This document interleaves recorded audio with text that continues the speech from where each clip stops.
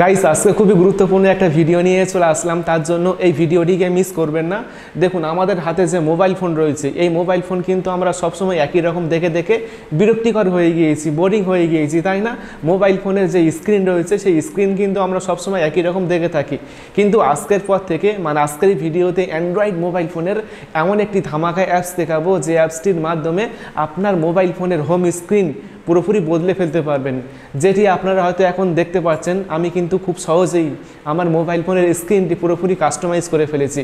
দেখুন আমার মোবাইল ফোনের স্ক্রিনটি আগে থেকে কতটা পরিমাণে সুন্দর লাগছে। শুধু এরকম নয়, আমি চাইলে বিভিন্ন স্টাইল চেঞ্জ করতে পারবো। এখানে অনেক রকম স্টাইল পাবেন, আপনার পছন্দের যে কোনো স্টাইল মোবাইল ফোনের স্ক্রিনে সেট করতে পারবেন এবং আপনার মোবাইল ফোনটি দেখবেন যে সবার থেকে সুন্দর লাগবে এবং ব্যবহার করে অনেক মজা পাবেন।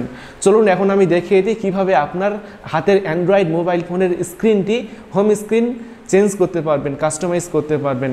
তো জানতে হলে ভিডিওটি অবশ্যই পুরো দেখুন। আমি আছি আপনাদের সাথে আব্দুল মিস্ত্রি, আপনারা দেখছেন এক্সপার্ট মিস্ত্রি চ্যানেল। তো চলুন শুরু করা যাক।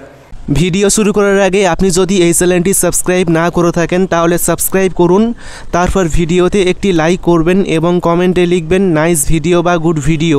গাইস এই কাজটি করার জন্য ছোট্ট একটি অ্যাপসের প্রয়োজন। এখন আপনি প্লে স্টোরে গিয়ে সার্চ আইকনে ক্লিক করে এখানে সার্চ করবেন মডার্ন থিম লঞ্চার, তাহলে আপনি সেম এরকম একটি অ্যাপ্লিকেশন পেয়ে যাবেন, মডার্ন থিম লঞ্চার 2025। এই অ্যাপটি ইনস্টল করে ওপেন করবেন।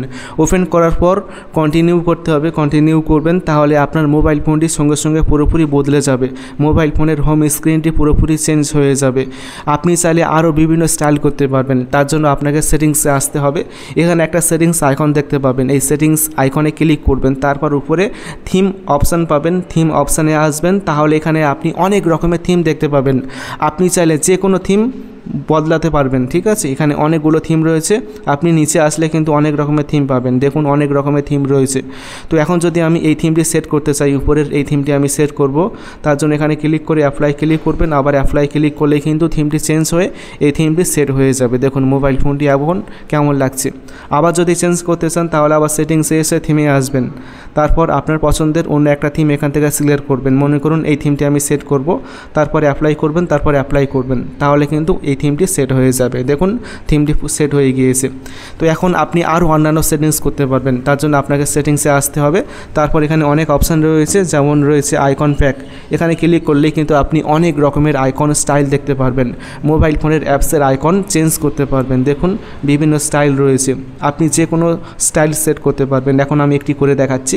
মনে করুন এটি আমি সেট করব, তারপরে অ্যাপ্লাই করবেন, তারপর দেখবেন যে আপনার মোবাইল ফোনের অ্যাপসের আইকনগুলো পুরোপুরি চেঞ্জ হয়ে যাবে।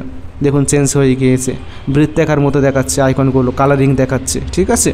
আবার আপনি সেটিংসে আসবেন, আসার পর আরও এখানে অন্যান্য সেটিংস রয়েছে, ঠিক আছে? অল্প চেঞ্জ করতে পারবেন। তারপর এখান থেকে ফন্ট স্টাইল ছোট বড় করতে পারবেন।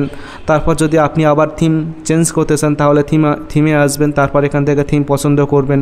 মনে করুন এখন আমি একটি থিম এখান থেকে পছন্দ করে নিচ্ছি, তারপর অ্যাপ্লাই করবেন, তাহলে থিমটি সেট হয়ে যাবে। আশা করি ভিডিওটি ভালো লেগেছে। ভিডিওটি ভালো লাগলে অবশ্যই ভিডিওটি বন্ধুকে শেয়ার করবেন, তারপর ভিডিওটি অবশ্যই একটি লাইক করবেন এবং সকলে ভালো থাকবেন, সুস্থ থাকবেন। Thank you.